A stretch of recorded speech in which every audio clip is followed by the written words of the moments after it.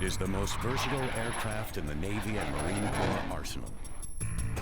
Combining the speed and agility of a fighter with the power of a light bomber, the FA-18 is a lethal weapon, a marvel of modern aircraft design. It's every pilot's dream to fly one, but to reach these elite ranks, trainees must pass a series of rigorous tests. From the training field to the carrier deck, the FA-18 has seized center stage as the world's elite strike fighter, the backbone of carrier-based aviation.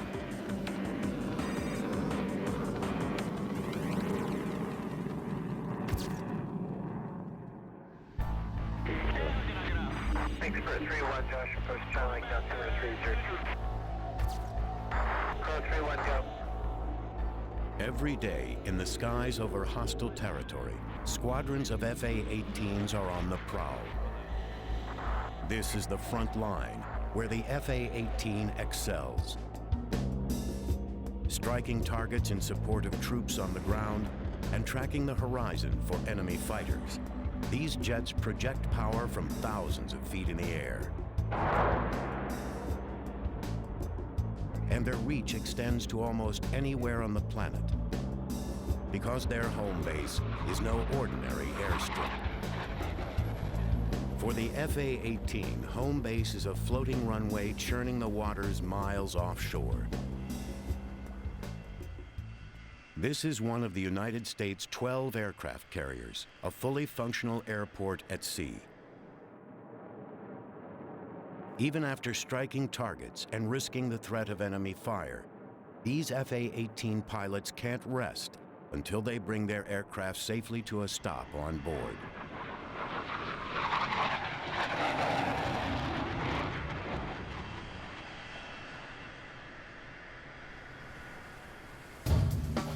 A carrier air wing is made up of more than just fighter jets.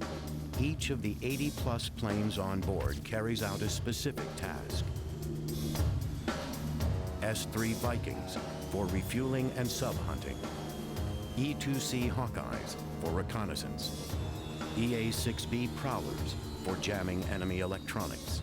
And HH-60 Seahawk helicopters for shuttling people and materials. All these aircraft and the carrier itself are focused on one objective: forward force projection. And the one plane best suited for that role is the FA-18. The FA-18 Hornet is a $38 million high-tech machine. It's the smallest plane on the carrier, just 56 feet long and 15 feet tall with a 40-foot wingspan. Its streamlined design is characterized by a long, narrow fuselage and side-by-side powerful twin engines. At 21,000 pounds, it weighs half as much as many other fighter jets, with an advanced composite airframe of aluminum, titanium, and steel. To fly one of these jets is to join the ranks of just over 1,000 active Navy and Marine Corps Hornet aviators. The journey to become a carrier-qualified FA-18 pilot begins thousands of miles away from hostile territory in the peaceful farmland of Central California. Naval Air Station Lemoore is the Navy's newest and largest master jet air station. The flat terrain and lack of neighbors makes Lemoore a perfect spot. Talk about maneuvering out of control flight. Here, aviators who have passed their basic flight training learn how to fly the FA-18.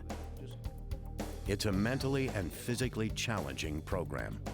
The newest class of trainees will undergo 300 hours of classwork and at least 300 hours more in simulators and training aircraft before they can even step into the cockpit of an FA-18 jet. Lemoore's Flying Eagles of VFA 122 are among the best in the Navy when it comes to training elite aviators, preparing them for battle. A fleet replacement squadron trains the frontline pilots. That's what we do. The folks that we get into VFA 122 have never flown anything tactical, but when they leave here, they go right to a frontline fleet squadron. To forge elite pilots out of raw aviators, trainers here push their students harder than most other squadrons. We have roughly 100 students of some type in training at any one time here. We're flying probably more than we expected to, certainly more than anybody else expected us to the tune of 18,000 hours last year alone, where another squadron with a similar mission like this one typically would fly 12 to 13, maybe 15,000 flight hours. To put that in perspective, a fleet squadron on a very good year might fly 5,000 hours. Since the delivery of the first FA-18s in 1980, Lemoore has been known as the home of the Hornet. Nearly 365 days a year, from the early morning on, the skies over Lemoore echo with the deafening roar of FA-18 jet fighters. The FA-18 that these trainees hope to fly is a much more sophisticated machine than earlier Navy jets. During the 1960s and 70s, the Navy was launching two formidable workhorses from its aircraft carriers. The F-4 Phantom was a reliable, fast, powerful fighter designed for air-to-air combat. Capable of reaching speeds of almost 1,500 miles per hour, it could carry a deadly array of weapons. The A-7 Corsair was a slower armored jet, a lethal light bomber that could deliver a 15,000-pound payload. Combined, the two planes flew hundreds of thousands of combat sorties in military operations all over the world. But by the mid-1970s, the F-4 and A-7 were aging and nearing the end of their useful lives. The Navy needed newer, higher-tech aircraft able to handle the demands of modern warfare. The Navy conceived of the FA-18 in order to replace both the F-4 and A-7 in one combined strike fighter design and thereby free valuable space on its aircraft carriers. As a result, the FA-18 is the first jet designated both F for fighter and A for attack.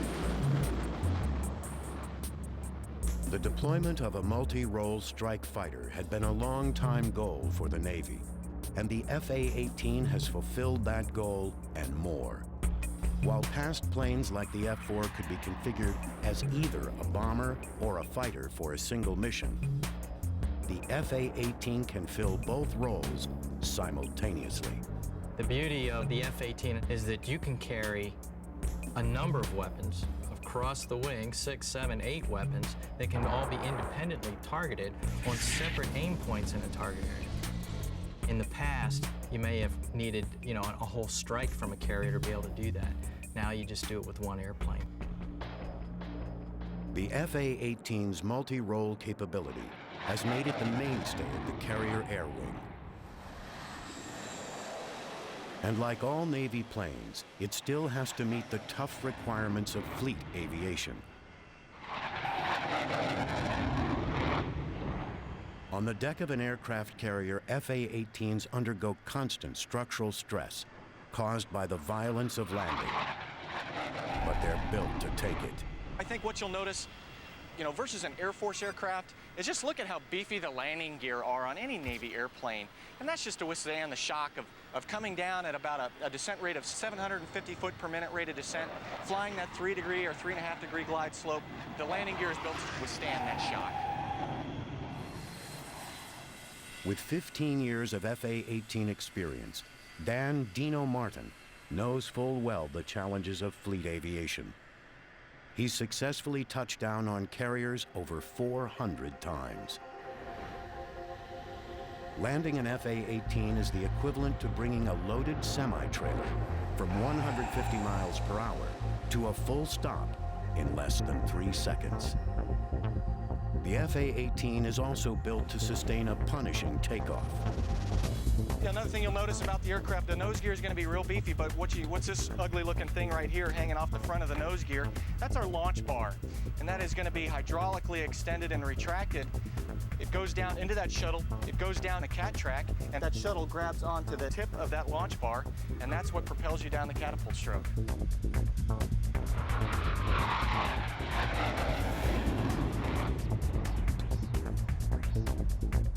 Powerful engines, General Electric's F404s, are each capable of generating 18,000 pounds of thrust, an astounding 1/4 of the thrust of the rocket that sent the Mercury spacecraft into orbit.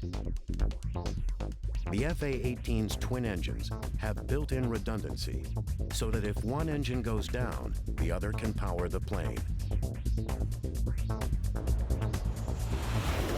Despite all the extra weight needed to land, launch, and keep the FA-18 aloft, its power and small size make it the most maneuverable aircraft in the Navy's airborne arsenal. Racing at top speeds of Mach 1.8, the Hornet can also climb at a rate of over 45,000 feet per minute. Leading-edge wing extensions and outward canted tail fins stabilize airflow, while the wide range of motion in the ailerons, flaps, and tail planes give the Hornet unparalleled pitch and roll control. The FA-18 is so maneuverable, it's the jet of choice for the Navy's Blue Angels Demonstration Squadron. These daring pilots have been flying the FA-18 Hornet since 1986. The jet's speed and handling characteristics have allowed the team to add new maneuvers to their program. The FA-18 can turn on a very tight radius and perform rapid rolls, all while also displaying the best slow speed ability of any Navy jet. But the Hornet's maneuverability takes a physical toll on the pilot. Its high-speed turns can create over 7.5 Gs. Under this stress, the average pilot feels almost 1,500 pounds of downward pressure on his body. To prepare for the rigors of flying an FA-18, pilots at Lemoore Naval Air Station undergo intense training. One of the most grueling stages takes place in the centrifuge. Lieutenant Tori Campbell is the Director of Navy and Marine Corps Centrifuge Training. All new FA-18 pilots must make it through her program before being cleared to take off in the jet. So what we have today is a very typical class for centrifuge-based flight environment training, or CFET. We have 10 students. They are new FA-18 pilots. They are winged. They are already pilots, but they are just beginning to learn how to fly the FA-18. We're bringing them through this training. They get it at the very beginning of their training to teach them how to deal with the effects of the Gs, because the FA-18 is by far the most capable aircraft that these young pilots have ever flown in.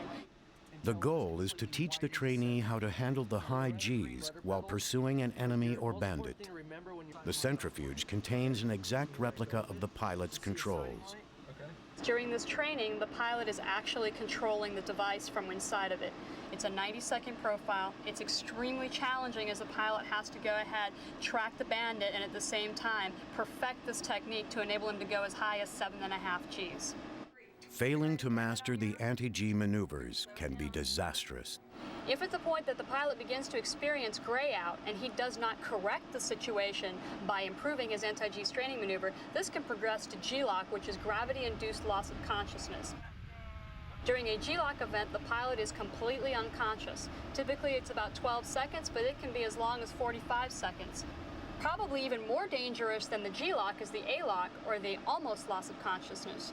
After an A-lock, the pilot, although having never lost consciousness, is completely confused, disoriented, and has no sense of spatial awareness.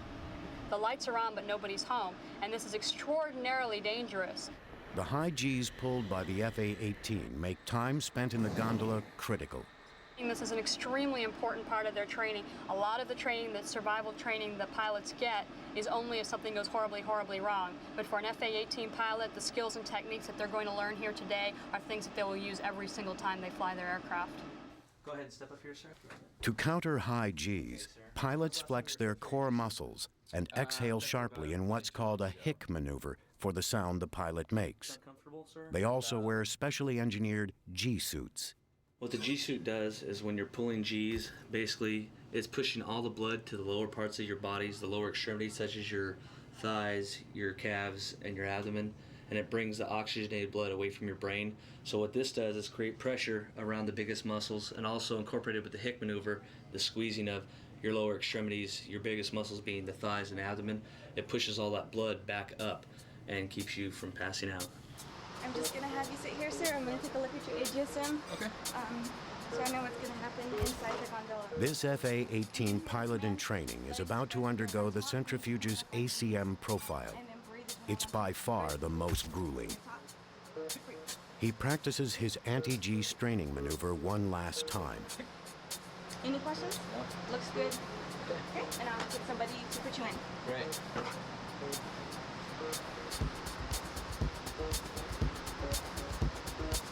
Go ahead and follow me, please.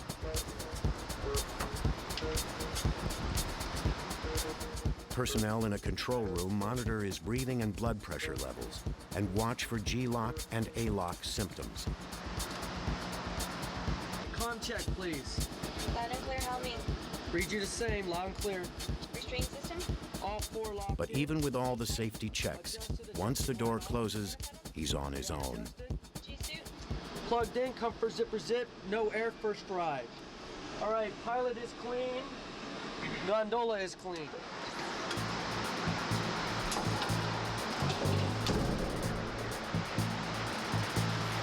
Okay, sir, you ready to go to idle? Yes. It's gonna be about 15 seconds till you feel it start moving. Breath? The initial stages of the profile hover between 5 and 6 Gs, with breaks of minimum G tolerance in between. Then the pilot is taken to the FA-18's maximum G-force level. Rest up as much as possible. This next peak is 7.5. I want you to pull the stick back and get on top of the G's as quick as possible. Lights on, get a good prep, 7.5. Keep it in, bury that stick, back, 3, 2, get him in the middle, sir. Hold it off, sir, lock it off. Seal it off, sir. Breathe, coming down this time, follow him down. Today, the pilot maintains consciousness, but even the toughest aviators will feel the effects for as long as 12 hours, and this trainee will have to endure at least 2 more profiles before he's certified. You can really feel like all the pressure going like out of your head and chest down into your legs, and when you start straining, you know, you can see the lights start to come back on a little bit, but to keep working that hard to see is really tough. In an F-18 Hornet, it's really important to be able to understand how this training works, using the G-suit and the centrifuge, and understand how your body reacts to Gs, because you could be fighting somebody one-on-one in a real dynamic environment where you're pulling a lot of Gs and trying to look out over your shoulders and maintain a good look at so you can see the bandit. Or if you're coming off a target and you have to snatch on a bunch of Gs real quick, then you need to know how to prepare your body so you don't black yourself out or go unconscious and put yourself in some real danger. To maintain control during the most difficult maneuvers, the FA-18 contains a computer-assisted fly-by-wire system. Some pilots say it makes operating a plane more like a video game than traditional flying, but its impact on safety and handling is very real. The F-18 is a fly-by-wire aircraft. In other words, as a pilot in the cockpit, you are merely a voting member of the flight control system. 2 flight control computers analyze inputs, digital inputs from the cockpit, from stick and rudder inputs, and then transfer that information to hydraulic actuators back here in the flight control surfaces to give you what you want. Merely a left turn isn't like in a Cessna where the ailerons, you know, rise to meet you. In other words, a left turn here, this aileron's going to come up and that aileron's going to go down and we're going to turn left. Well, that may not necessarily be the case in an F-18.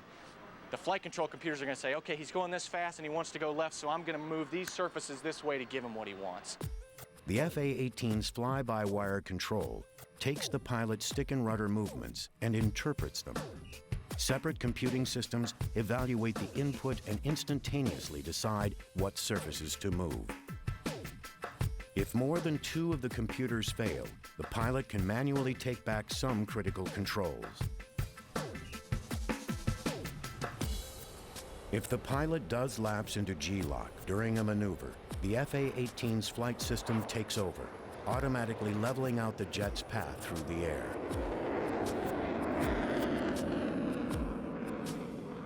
This highly advanced flight system is just one of the striking contrasts between the FA-18 and other carrier-based fighters past and present.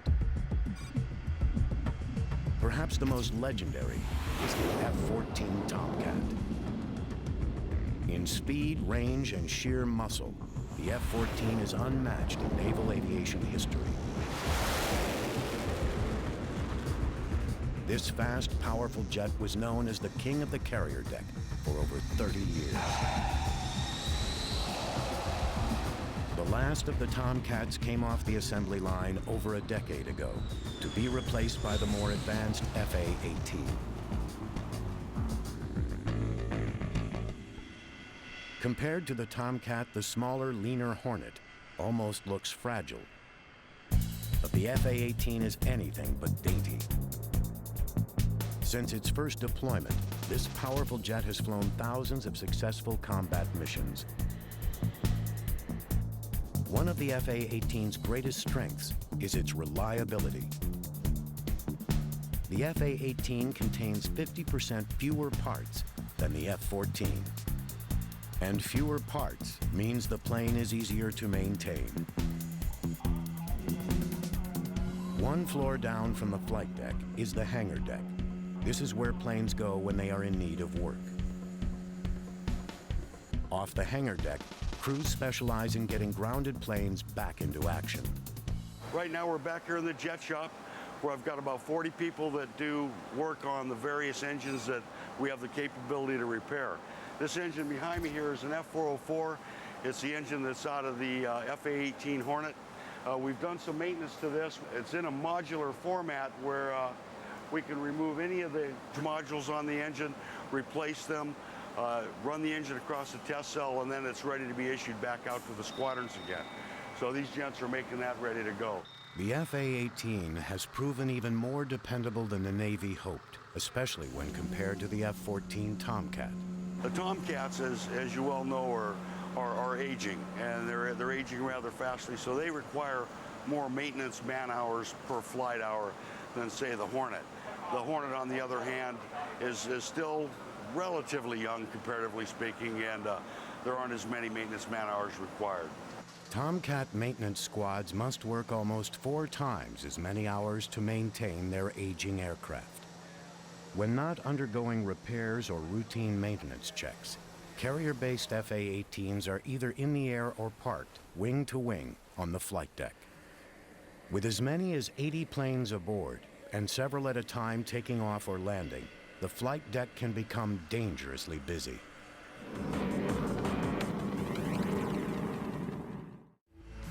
FA-18 pilots rely on experienced flight deck operators to move their planes from one spot to the next. With the amount of activity on the flight deck, pilots and personnel have to be under constant alert. Some people like to say that it's one of the most dangerous streets in the world because of everything that's going on. You really have to have your head on your shoulders and be thinking about everything that's going on around you. There's so much going on and so much danger and bad things that can happen, so it takes a lot of skill. With all the heavy moving parts, one wrong turn can spell disaster. FA-18 pilots have to make sure they're constantly on the same page with their operators, communicating with them using a strict system of signals. To make room on the crowded deck, all naval planes, including the FA-18, are designed to take up as little space as possible. All aircraft that come to the Navy, there is a requirement when they are designed to have some type of function where they can minimize their surface area on the deck. And that means, you know, even down to a helicopter that is going to fold its rotor blades all the way back. The Tomcat's wings will sweep all the way back rather than coming out for the takeoff position that they need. On the S-3 wings that fold over the top and now crisscross over the top of the aircraft because that is a very large wing aircraft. But on the F-18, we're going to fold these wings upright, and now there's an extra 4 to 5 feet of space 10 feet total now with the other wing, where that is space not utilized on the flight deck anymore. In other words, able to be used for the guys moving taxiing aircraft around. With $38 million worth of machine under their control, the operators gently ease the FA-18s into their spots. Once in place, another crew chocks the wheels and chains down the plane. They're all following a well-ordered parking plan, a plan monitored just off the flight deck. Once an FA-18 touches down, it becomes the responsibility of the handler. Heads up around Allen, pulling out a prop. Heads up around 643. The handler keeps track of the plane's position and uses a complicated set of push pins and buttons to update each plane's status. The aircraft templates are exactly to scale, even down to the area a helicopter's props take up when spinning. Precision like this is essential, as the slightest miscalculation in timing or aircraft size could cause a deadly mishap. One of the most important jobs is to monitor when a jet is low on fuel. Before an FA-18 can be cleared for launch by the handler, its tanks have to be filled. Fueling and defueling the jets is a specialized task handled by a meticulously trained crew. And they're kept busy with the FA-18s, which consume massive amounts of fuel, also known as JP5. One criticism of the FA-18 is that it has a relatively small onboard fuel capacity of 1,600 gallons. To increase its range, it can carry 3 external tanks. You've got 3 drop tanks, which holds about 330 gallons worth of fuel, or 2,200 pounds. So just by adding those 3 tanks, we increase our fuel load by 6,600 pounds. We add the drag, but the amount of gas that we get outweighs the drag of pushing those through the air. Including its internal tanks, the FA-18 carries roughly 2,500 gallons of JP5. On a regular patrol, it can use almost all its fuel in just an hour and 45 minutes. And FA-18s really burn through their fuel on takeoff, and when they need sudden acceleration from their afterburners. The blast from an FA-18's afterburners is so hot, the protective jet blast diffractors on the flight deck are made of reinforced concrete, as metal would simply melt. With the afterburner, the hot gases that leave the turbine section are incredibly hot, so by throwing just fuel onto those hot gases, right, you get an instantaneous ignition. By opening these turkey feather nozzles, you allow those gases to leave at a very rapid rate, which results in a tremendous burst of acceleration. If I plugged in the afterburners, I'd probably be out of fuel in about 15 to 20 minutes. To keep the FA-18's hungry engines well fed, the carrier needs to keep a large supply of JP5 on hand. There's so much fuel on board, it serves as ballast to steady the ship and keep the flight deck level. Over a 6-month period, a carrier's planes can burn through almost 12 million gallons of JP5. To keep the jets fully fueled, the carrier rendezvous with a supply ship every 7 to 10 days. Fully fueled and operational, a carrier's FA-18 squadrons can fly over 100 sorties per day.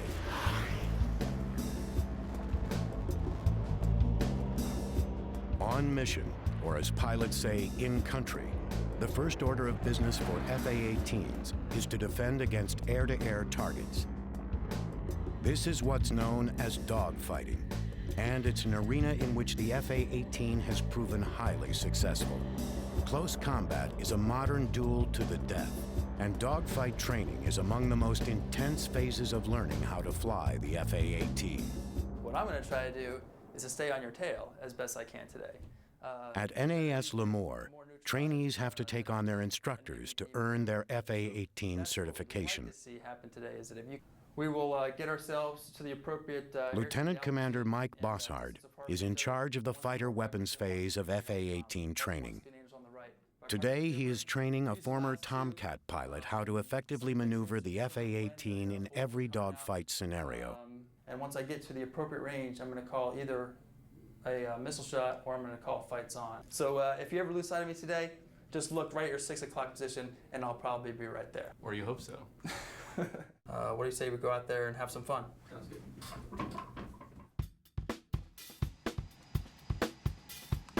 The dogfighting stage marks roughly the halfway point in FA-18 training, combining what trainees learned in class with high-G maneuvering. This is also the time when new pilots first challenge their instructors. Their game faces on, teacher and student prepare to square off. Before takeoff, the pilots personally ensure their jets are in working order. For the high-speed maneuvers of dogfighting, pilots need to be certain their jet will perform flawlessly under even the heaviest G-forces. All flaps, ailerons, and stabilizers are tested. The dogfighters taxi out, and the duel begins.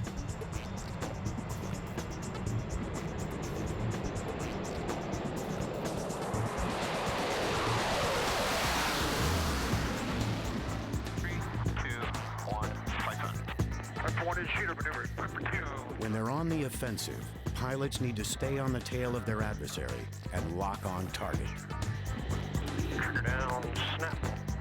It's high. Defensive maneuvering requires severe G-turns and sudden escape moves. Right. I got sight. Knock it off.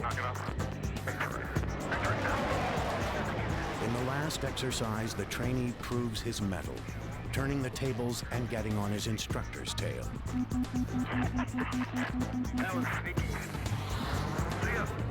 But he must still complete weeks of additional weapons training before he is certified to drop live ordnance.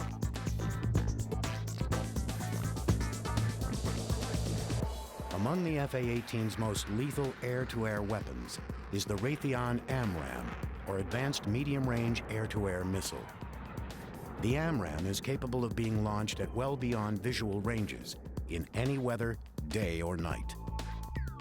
Its low-smoke, high-impulse rocket motor reduces the chance of enemy sighting and evasion, while its 45-pound warhead can take out any plane in existence. The AMRAAM's self-contained active radar seeker allows the FA-18 pilot to maneuver immediately after launch without disrupting the missile's path to its target. Just as deadly as the AMRAAM is the AIM-9X Sidewinder. The Sidewinder's strength is for shorter ranges than the AMRAAM. Its tracking device features a 180-degree periscope-like infrared seeker that can spot and chase targets. The AIM-9X earned the name Sidewinder with its vectoring rocket motors, which allow right-angle turns. Pilots fire and sometimes even steer these weapons from the FA-18's cockpit. What makes these weapon systems all the more lethal is a cockpit design with a heads-up display that allows the pilot to perform many functions without looking down. Crow 3-1, go. Crow 3-1, I have a tanker down south. And almost every task a pilot needs to perform can be done without having to take his hands off the controls. Work area they use down there. Well, the biggest thing to note is hands-on throttle and stick, or HOTAS. I mean, everything you can do everything with just with your fingers while they're on the stick and throttle. Where the Tomcat was more user-intensive, had to push a lot of buttons, take your hands off the throttle, or take your hands off the stick to do certain things. And in the front of the Tomcat, you had very limited capability as far as what kind of radar modes you were in and what kind of stuff you could do. The Hornet, from the front, you basically can do everything. With the FA-18's advanced cockpit design and fly-by-wire control system, the pilot has more flexibility than in any other Navy jet. What this aircraft becomes when you go airborne, or even prior to going airborne, it becomes more or less an extenuation of your actual body. I mean, you become a part of this jet, you become one with the jet. What these displays allow you to do is find a mechanism or a conduit through which you can best glean all that information off, and you can incorporate that into your decision-making process while you're airborne. You get very comfortable hopping into this thing, starting it up, and launching off the front end of the carrier with it. To get this comfortable with their planes, future FA-18 pilots spend over 50 hours in a flight simulator at NAS Lemoore. It recreates almost exactly the cockpit and flight characteristics of the FA-18. This state-of-the-art equipment enables air crews to virtually fly every scenario. We'll initially start our training here with just basic flight procedures, and as the training progresses, we'll learn different weapon systems, how to fight the airplane air-to-air, and how to use it air-to-ground. And eventually, we'll end up flying at the boat with this.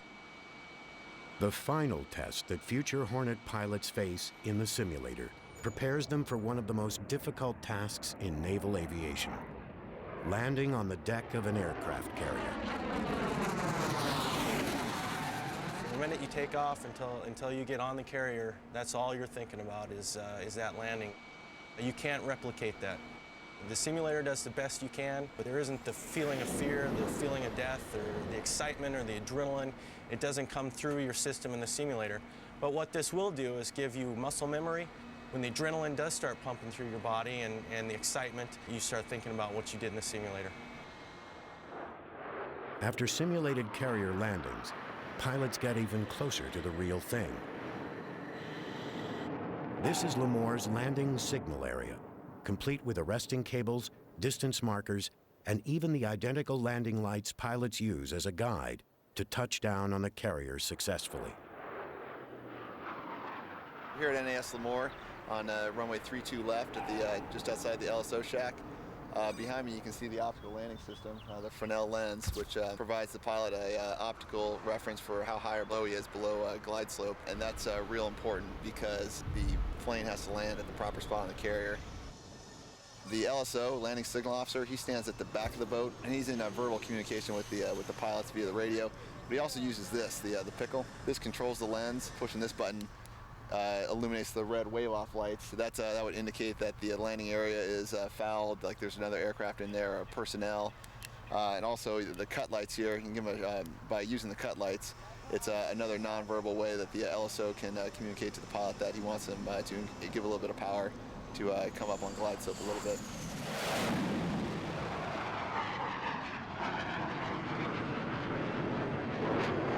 The runway at Lemoore's Reeves Field stretches for 13,500 feet, giving pilots plenty of landing room.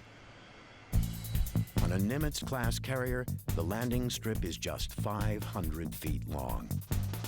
To bring an FA-18 to a complete stop, the pilot has to grab or trap one of 4 arresting cables. That means dropping the plane into a 40-foot box, ideally just 2 feet in front of the wire.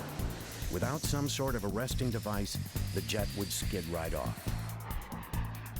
Dropping 800 feet in just 15 seconds, the pilots have to keep the plane's nose up and maintain the correct attitude or angle of descent. Flying in at a minimum of 150 knots to avoid engine stall, FA-18 pilots aren't so much landing the plane as aiming it at the wire. As soon as he touches down, the pilot revs his engine in case he slips the wire. If he misses, he takes off, circling around to try again. During the day, the pilot can at least see the deck.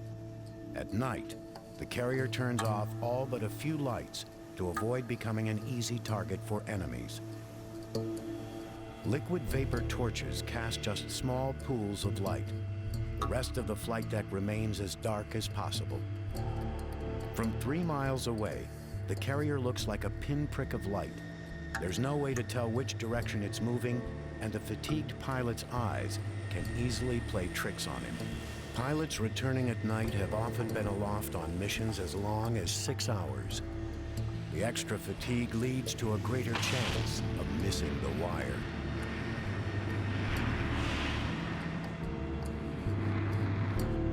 You're fatigued. You've had a lot of excitement, adrenaline high, adrenaline low, probably hungry, tired, all that. At night, you don't really look at the carrier except for maybe the last 10 seconds of the approach or something like that. It's just an instrument approach. You have a set of needles, one for lineup, one for glide slope, and you're just keeping those things centered up. Like magic, there's the boat, and you just fly the touchdown. So it's all instrument work, pretty much. And if you keep that thing centered and you keep the attitude on the jet, then you'll grab a 3-wire every time.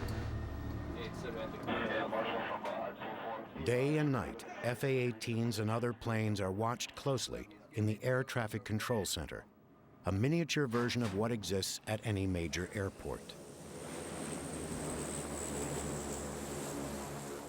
At the very top of the tower, the air boss directs the landings and takeoffs. From his perch, the air boss oversees pilot landings on the aft of the flight deck, as well as launches on the middle 2 catapults. His assistant, the mini-boss, oversees the front, where the 2 most active catapults are. All information about the carrier's FA-18s from launch to landing goes through the air boss.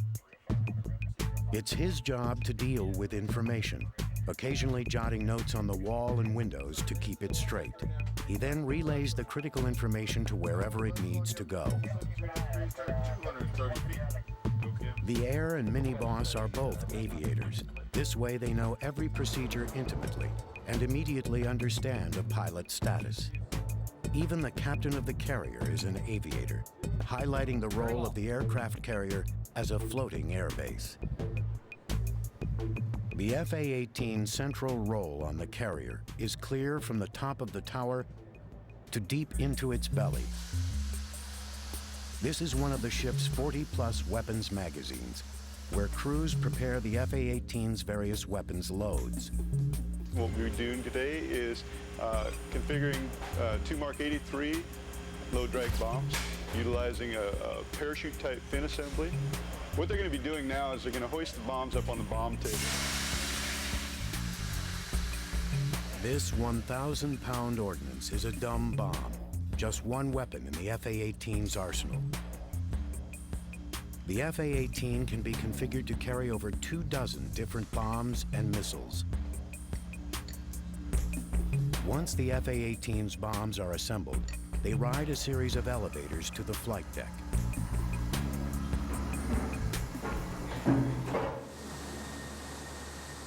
Here, the ordnance comes under the control of weapons inspectors.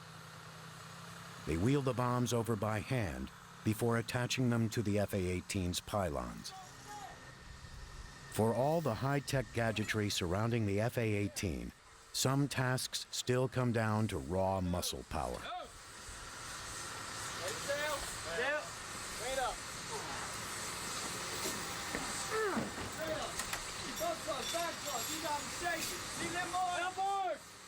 Although the bomb is not yet armed, it does contain almost 1,000 pounds of explosives.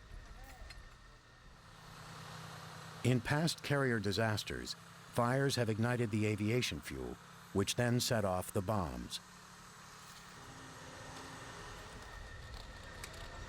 Today's bombs have extra insulation so that they can withstand short periods of extreme heat or fire.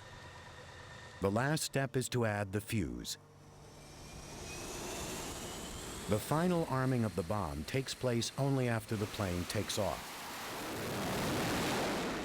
From inside the FA-18 cockpit, pilots throw a switch, activating them. Dumb bombs are just a small part of the FA-18 strike-ready arsenal. For precise ground support, they include the latest laser and GPS-guided weapons. Everything we're doing in country is precision-guided munitions. In other words, a laser-guided bomb or a bomb that goes to precision coordinates on the ground. One of the FA-18's most lethal air-to-ground weapons is the JSOW. A large precision strike weapon, the JSOW affixes to the FA-18's middle wing weapon station. Once launched, it releases 2 wing structures that allow the missile to glide toward its target. Skimming just a few feet above the ground, the JSOW releases powerful cluster bombs that can destroy multiple targets in one strike.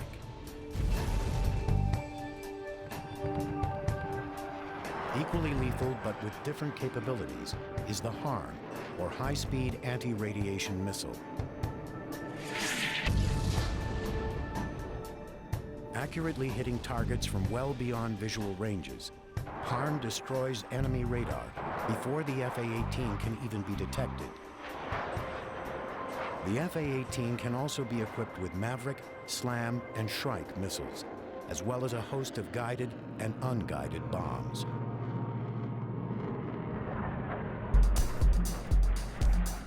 The highlight of air-to-ground weapons training is when FA-18 pilots learn what it's like to drop real live ordnance. Flying missions over remote testing areas, pilots take full control of the FA-18's precision strike capabilities, pinpointing designated targets and releasing fully armed bombs. Known as Live Day, this is when new Navy pilots experience for the first time the destructive air-to-ground capabilities of the FA-18.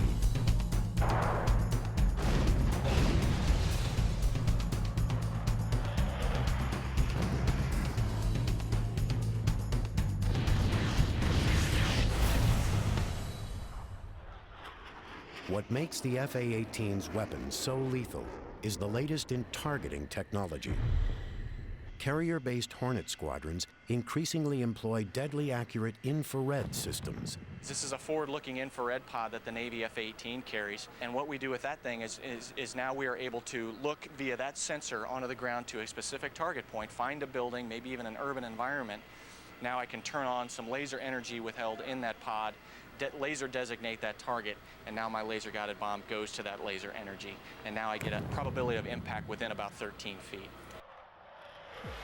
FA-18s also track targets using highly advanced radar technology, housed in the nose of the plane.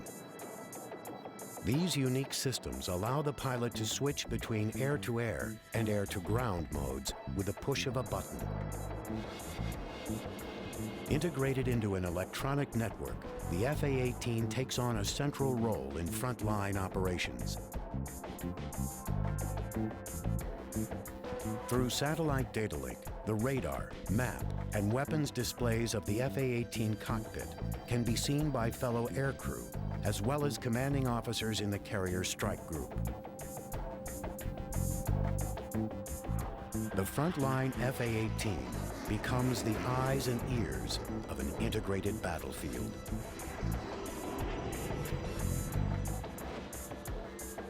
And with each updated model, the FA-18 grows more sophisticated. At Lemoore, the latest class has spent 9 months preparing for battle.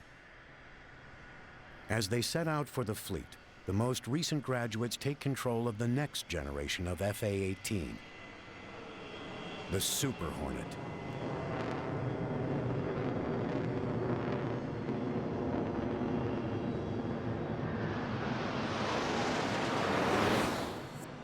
The Super Hornet design is based on the original FA-18, but it is an even more lethal machine.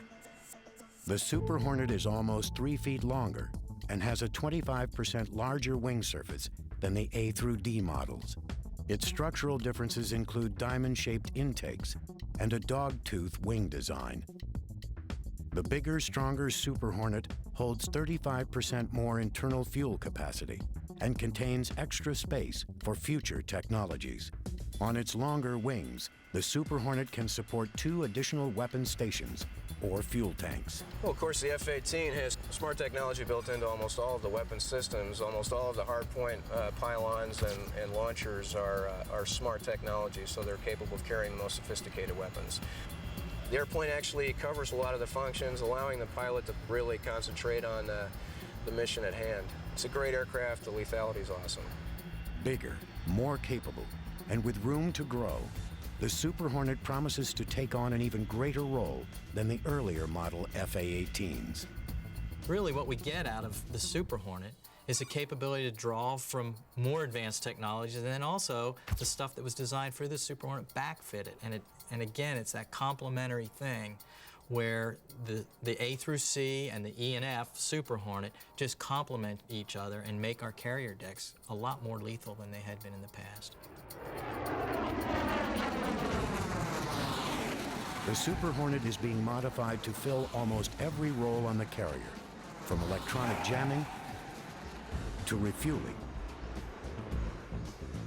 The carrier air wing of the future will be made up of a lethal and effective team of FA-18s. the majority of the missions on the aircraft carrier are going to be accomplished by a Hornet. How important is that to the military? It allows us a quickly deployable force to be able to handle virtually any scenario. But its heart will always be that of a fighter. And as one of the most lethal weapons aloft, the FA-18 will be defending the skies for decades into the future.